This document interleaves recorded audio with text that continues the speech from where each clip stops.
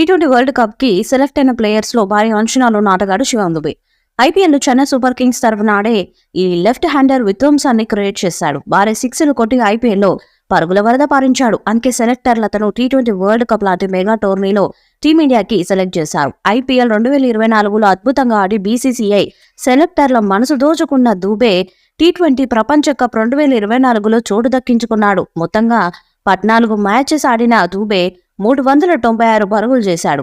అయితే ఐపీఎల్ మధ్యలోనే భారత జట్టుకు సెలెక్ట్ అయ్యాడు.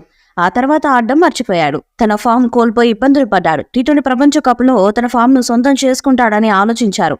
కానీ పాక్ మ్యాచ్లో, అది కూడా లో స్కోరింగ్ మ్యాచ్లో డేంజరస్ బ్యాటర్ రిజ్వాన్ ఇచ్చిన క్యాచ్ను జారవిడిచాడు. దీంతో ఇకపై భారత జట్టులో చోటు దక్కించుకోవటం కష్టమేనని తెలుస్తుంది. కీలకమైన పాకిస్తాన్ మీద జట్టులో ప్లేస్ దక్కించుకున్న శివం జట్టు కష్టాల్లో ఉన్నప్పుడు కూడా తక్కువ స్కోర్కి అవుట్ అయ్యాడు. 9 బంతులు ఆడి కేవలం 3 పరుగులు మాత్రమే చేసి అవుట్ అయిపోయాడు. ఫీల్డింగ్ లో కూడా ఘోర తప్పిదం చేశాడు. మ్యాచ్లు గెలవాలంటే క్యాచ్లు పట్టాలి. అందులోనూ పాకిస్తాన్ లాంటి టీం మీద ఆడుతున్నప్పుడు చిన్న తప్పు చేసిన ఫ్యాన్స్ ఫైర్ అవుతారు. కానీ శివం మాత్రం సులభమైన క్యాచ్ వదిలేశాడు. పాకిస్తాన్ ఇన్నింగ్స్ 3వ ఓవర్లో మహమ్మద్ రిజ్వాన్ క్యాచ్ను శివం దుబే జారవిడిచాడు. బుమ్రా వేసిన లెంత్ బంతికి రిజ్వాన్ క్రాస్ ఆడగా బంతి డీప్ ఫైన్ లెగ్ లోకి వెళ్ళింది. దుబేకి క్యాచ్ కి అవకాశం లభించినా చేతుల్లోకి వచ్చిన క్యాచ్ ని చేతులారా జారవిడిచాడు. దీంతో ఫ్యాన్స్ కూడా సోషల్ మీడియాలో తీవ్రంగా కామెంట్లు పెడుతున్నారు.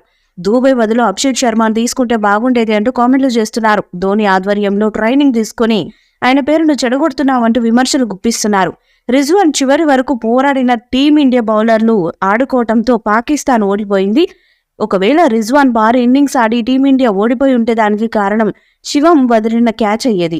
బ్యాటింగ్ తో పాటు ఫీల్డింగ్ లో కూడా విఫలమైన శివం దుబేని వచ్చే మ్యాచ్ లో పక్కన పెట్టే ఛాన్స్ ఉంది. బ్యాటింగ్ తో పాటు బౌలింగ్ కూడా వేస్తాడని శివం ని ఆల్రౌండర్ కోటాలో తీసుకున్నారు. కానీ అతనికి బౌలింగ్ కూడా ఇవ్వలేదు. దాదాపు 3వ మ్యాచ్ లో శివం ని పక్కన పెట్టి స్టార్ ఓపెనర్ జైస్వాల్ ని తుది జట్టులో తీసుకునే ఛాన్స్ ఉంది. జైస్వాల్ టీ20లో విధ్వంసకర ప్లేయర్. ఆడిన మొదటి బంతి నుండి భారీ సిక్స్ల టార్గెట్ గా ఆడతాడు. ఐపీఎల్ లో పాటు టీమిండియాలో కూడా అతను విశేషంగా రాణించాడు. మొదటి 2 మ్యాచ్లకు అతని పక్కన పెట్టారు. కానీ 12వ తేదీ యూఎస్ఏతో జరిగే 3వ మ్యాచ్లో జైస్వాల్ తుది జట్టులో ఉండే ఛాన్స్ ఉంది.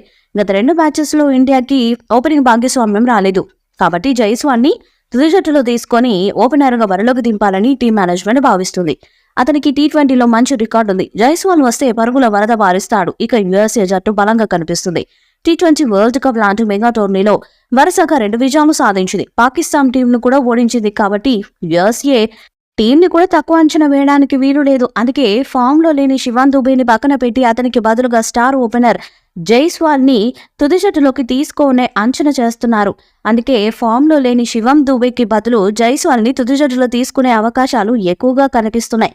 మరి 3వ మ్యాచ్లో తుది జట్టులోకి ఛాన్స్ వస్తే మొదటిసారి టీ20 వరల్డ్ కప్ ఆడబోతున్న జైస్వాల్ ఎలాంటి బ్యాటింగ్ చేస్తాడన్నది ఇప్పుడు ఆసక్తికరంగా మారింది.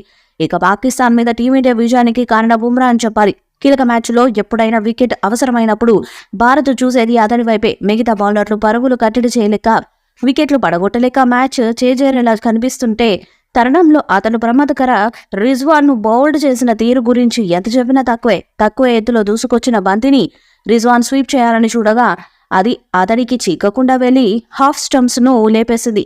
అంతకుముందు కీలకమైన బాబర్ అజాం ను బుమ్రానే పెవిలియన్ చేర్చాడు. మొత్తంగా అతను 4 ఓవర్స్లో 14 పరుగులు ఇచ్చి 3 వికెట్లు తీశాడు. ఈ వీడియోపై మీ అభిప్రాయాన్ని కామెంట్ బాక్స్ లో తెలియజేయండి. వీడియో మీకు నచ్చితే లైక్ చేయండి, షేర్ చేయండి, కామెంట్ చేయండి.